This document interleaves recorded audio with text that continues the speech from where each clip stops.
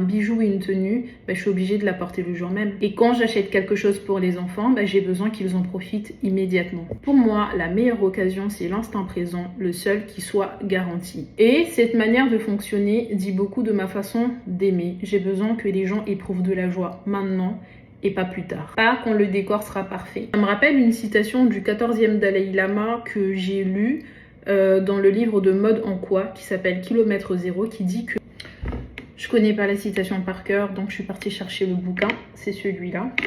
Et donc il dit que réfléchissons à ce qui possède vraiment une valeur, ce qui donne un sens à notre vie, ordonnons nos priorités en conséquence. Et pour moi, la priorité dans ce genre de situation, c'est simple, c'est de créer de la joie aujourd'hui et maintenant.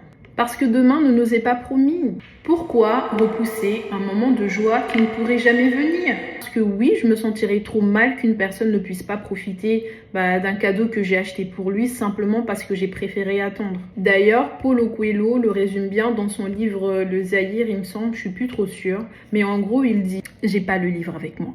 En gros, il dit qu'un jour tu te réveilleras et tu ne pourras plus faire ce que tu avais envie de faire. Donc, fais-le maintenant. Cette phrase me colle à la peau. Pourquoi attendre un instant parfait qui n'arrivera peut-être pas? Quand je fais une surprise, c'est spontané. Je me lève un matin et j'ai envie de faire plaisir. C'est vécu sur un élan et porté sur une énergie du moment. Un exemple tout simple. Je me lève et je me rappelle que c'est l'anniversaire de quelqu'un. Et là, d'un coup, je décide d'organiser une soirée. Je prépare tout dans la foule. J'agis, je fonce. Mes surprises, ce sont des éclairs. Elles arrivent, elles frappent, elles font plaisir. Et c'est justement cette spontanéité qui leur donne tout leur sens. Mais ça peut arriver que je ne contrôle pas le timing. Par exemple, mon conjoint rentre dans quelques jours.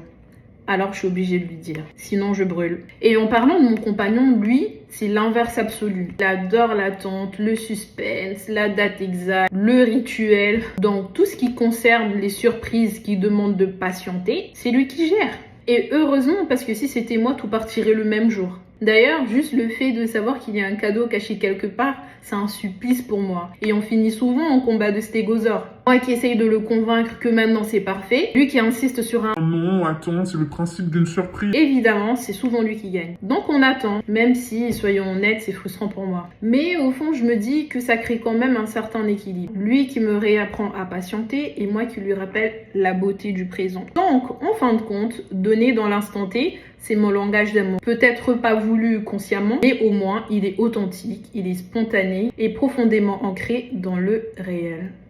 Voilà. J'ignore si je suis la seule à raisonner de cette façon, mais en tout cas, j'ai appris à vivre avec. Je vous fais des bisous.